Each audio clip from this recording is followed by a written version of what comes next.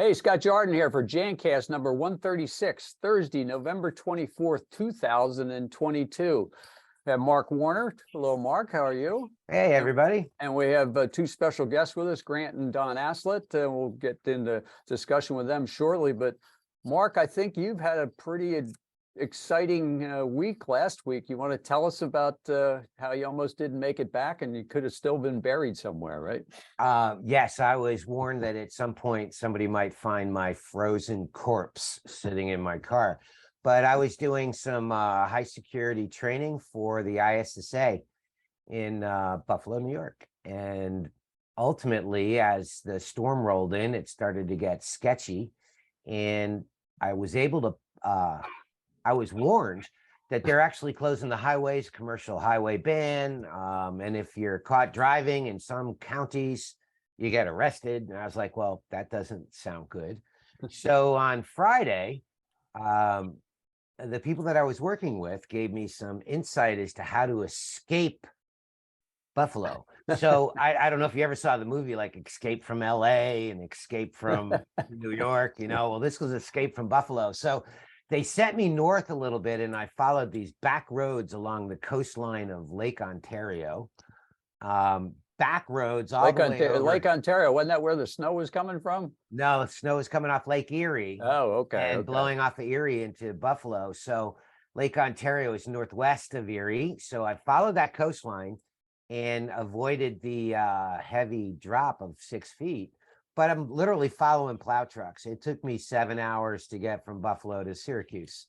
I finally got to Syracuse and was still driving in the snow, but I didn't get buried up there. But it was one of the more amazing escapes from Alcatraz that you would ever want to see. Just back roads, stop signs, passing cars in ditches, and yeah, kind of crazy, but survived it all. And the training actually got completed.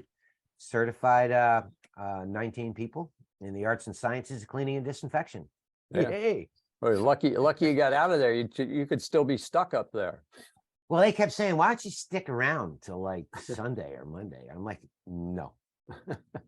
Thanks, but dig your truck out. Yeah. Well, the Thanksgiving's here, and one of the things that we've been reading about is, and I know we probably all have some testing at home, some COVID testing, and it's like all of mine expired. So it's like, geez, what do you do with them? So we did a little bit of research. So this is kind of some news, and we'll put a link below the show notes where you can go and check. But when they first came out with the test, they had no idea how long they're going to last. So they had to come up with some dates. So they put a fairly short date. Some of them were 3 months, some of them were 6 months. So the question is, what do you do with these tests that you got? So Mark, you found info on one site, and then we have contradictory info on another. But what did you find on yours? So is that, you bring up a great point. The fact that there is contradictory information out there probably makes it a really valid topic to talk about in Jancast.com. Yeah. But the FDA website is really who everybody refers to as the ultimate authority. And the FDA does not recommend the use of COVID tests beyond their expiration dates. And they came straight out and said that. And their worry is that, if you're basing decisions based on the results of the tests and tests are inaccurate, it may show that you are negative when in fact you're positive, or might show that you're positive when in fact you're negative. Yeah. So that's kind of the issue that it revolves around. But Scott, you brought up a great point, and that was these were rushed onto the market. Yeah. They didn't have the opportunity to provide any real long-term studies on how stable the tests were. So I think there's some validity to what you're about to talk about with what you found with now that time has passed. So much time has passed that these long-term studies could have taken place. Yeah. Yeah, so the link that we'll provide below the show is to an FDA site that will give you the expiration dates for the specific manufactured items. Now, if you just did a Google search like I did, you get this statement, which is relatively confusing. But let me read it. Because if you're not sure if the test is still good, the FDA suggests taking the test, which in fact they don't say that. As long as the test lines appear as described in the instructions, you can be confident that the test is performing as it should.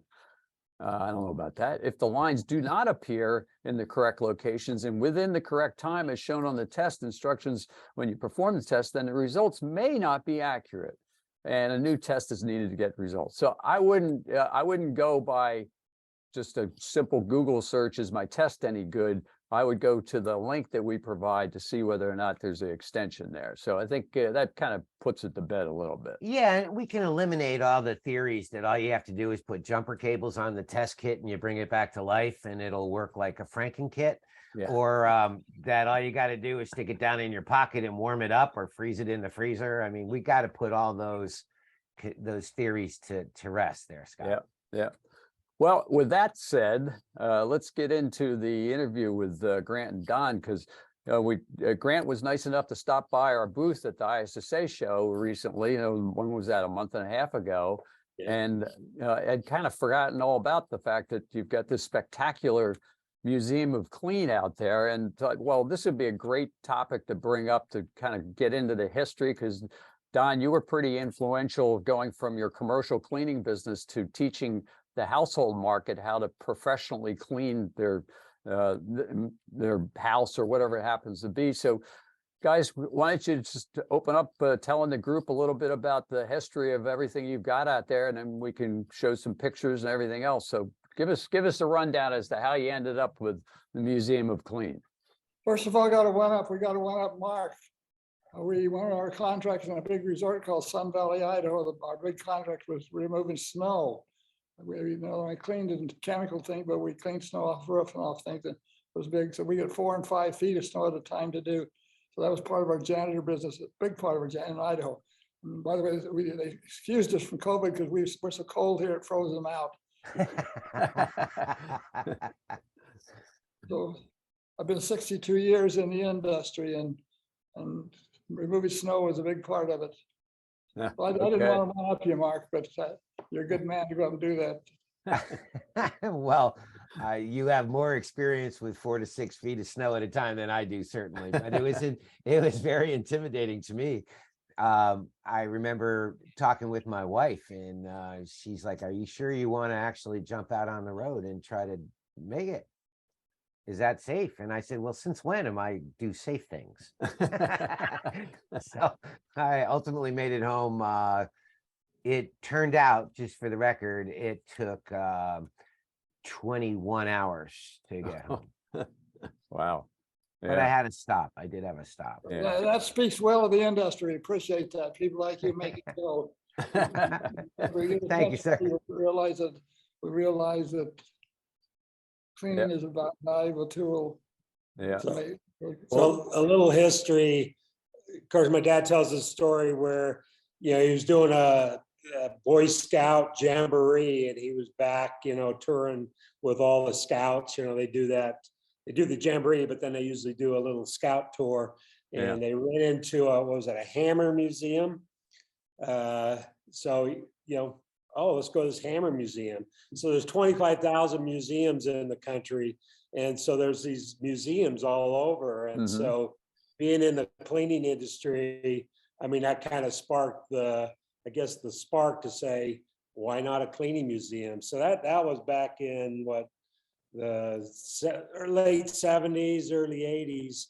So I think from that time on, started collecting some little things and throwing some stuff in the varsity contractors, the corporate office. And from there, it kind of grew into this passion to say, we don't have a lot of history in our industry. I mean, we're the type that gets, you clean at night, the school janitor, we don't want to see them, hide them. But cleaning is such a critical part, as we learned even in the last couple of years, how critical it is to all of us every day. And so, I mean, that was kind of the inspiration, is to have something for all the history and all the cleaning stuff to be captured and then go forward. And it's kind of it's kind of my dad's legacy project now that he's sold his cleaning company. And, he's written, 40 different books Yeah. in the industry.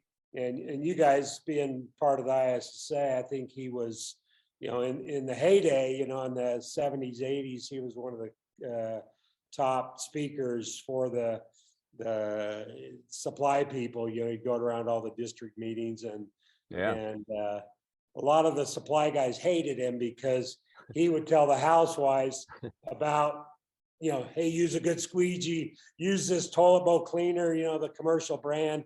And Right. all these housewives would come running into these commercial stores. And, of course, it'd take them half an hour to sell one quart of bowl cleaner. So they loved him and hated him because all of a sudden this new energy, but then they spent a lot of time selling one squeegee and one bowl. But that's kind of the history. And so it's kind of developed from there. We're 62 years in the business. I had never seen a pre-electric vacuum. I didn't even know they existed. I was interested in it. I found one in Logan, Utah, and I found another one in another town and everything.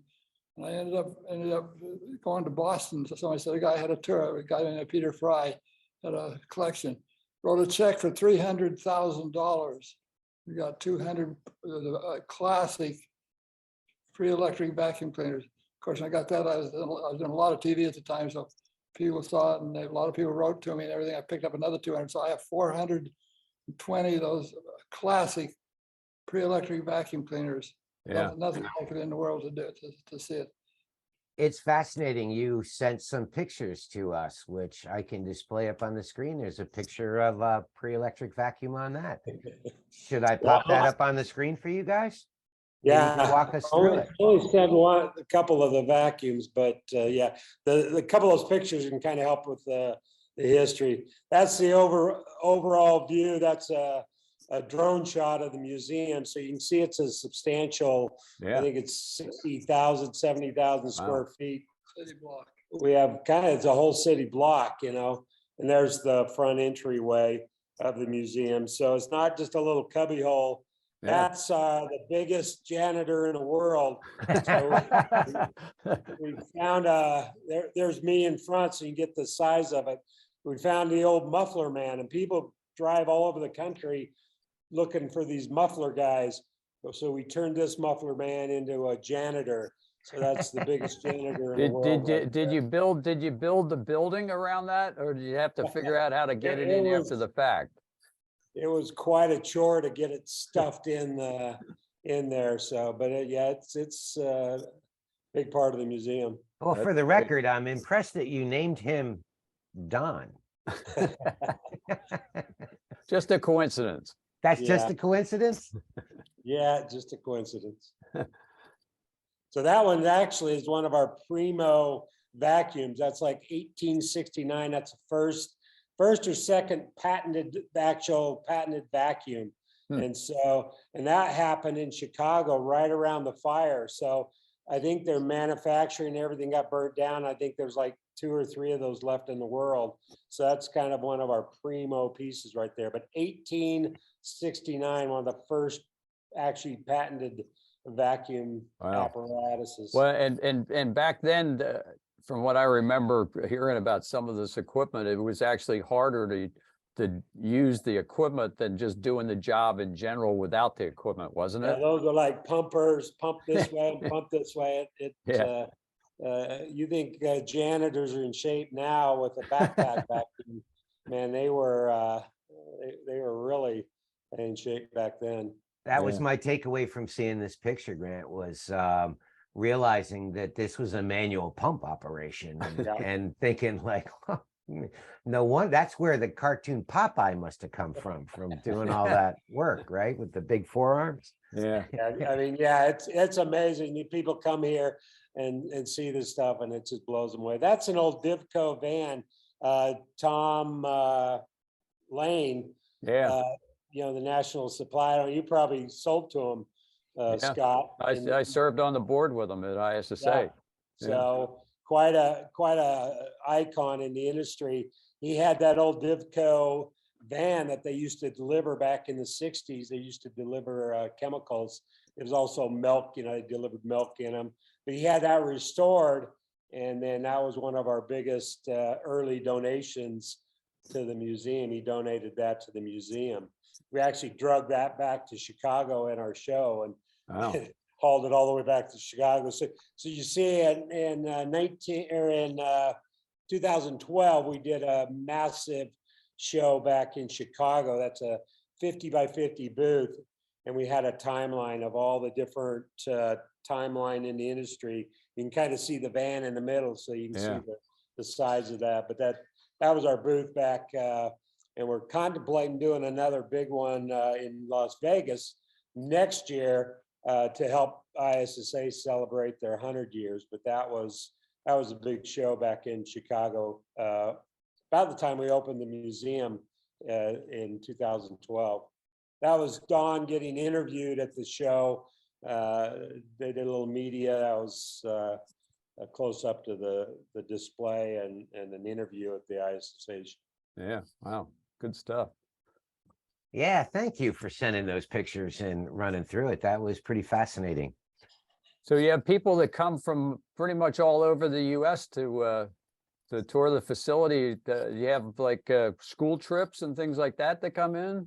Mark, last week here, I had people from Switzerland, Really? Netherlands, China, Iceland, and Belgium in one Wow. week Wow. here at the museum. So you don't find a cleaning museum all over the place. So one thing we've done, and we put a sense of humor in the cleaning business. We get people into hysterics to see it. That people don't think that cleaning is fun, but we made it fun. You know, you have things like all the bellows on the vacuum cleaners, where some of those are made out of pig gut, and we tell people we found out as we moved the thing, it went oink oink oink oink. We have all the props. We got 10 Texas props, a big washboard, like the big giant and the big stuff like that. We have all that stuff. We have a sense of humor that catches people off guard. They come here and they see this place with a big smile. But they look at cleaning different.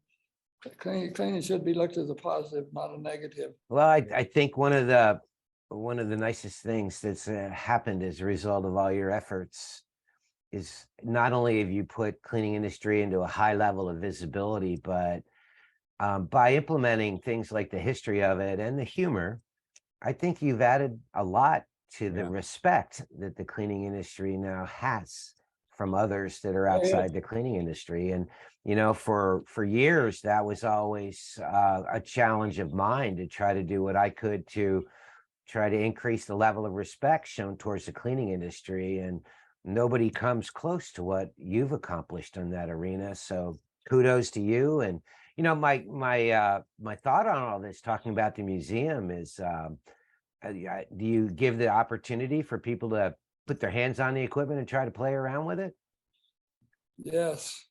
yeah, there's a couple pieces that we have that people can actually use and play with. You know, some of them are rare and we don't let them touch, but there's quite a few pieces like the pumpers. We have so many of those pumpers we can let them pump and do, and so yeah, it's pretty hands-on. We have a place where people can squeegee and practice their squeegee techniques. Cool. So there's a bunch of hands-on stuff. So yeah, that's important. Well, I for one want to try the pumper someday. So Yeah, well, really cool stuff. We will put in the show notes how the people can get in touch with you. And are you open during the Christmas holidays and all that time as well?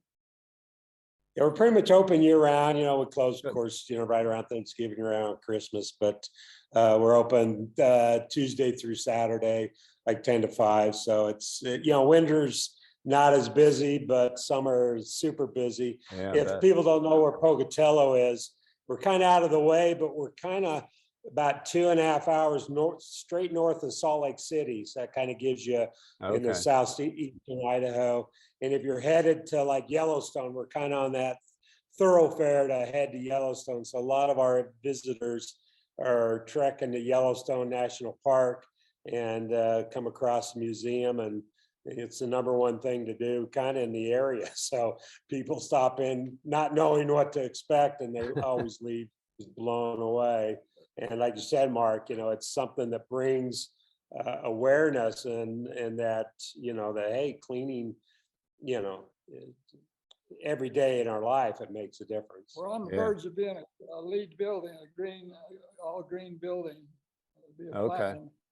There's a little bit more to go now. Yeah, we took this building, it's over 100-year-old, and we remodeled it and built it, we added to it. But in that process of doing that, we did all the environmental stuff that, I think we'd get the highest LEED, we just need to finalize all the paperwork. But so environmentally, we took a old building that was probably to be ripped down and made it into the history that it is.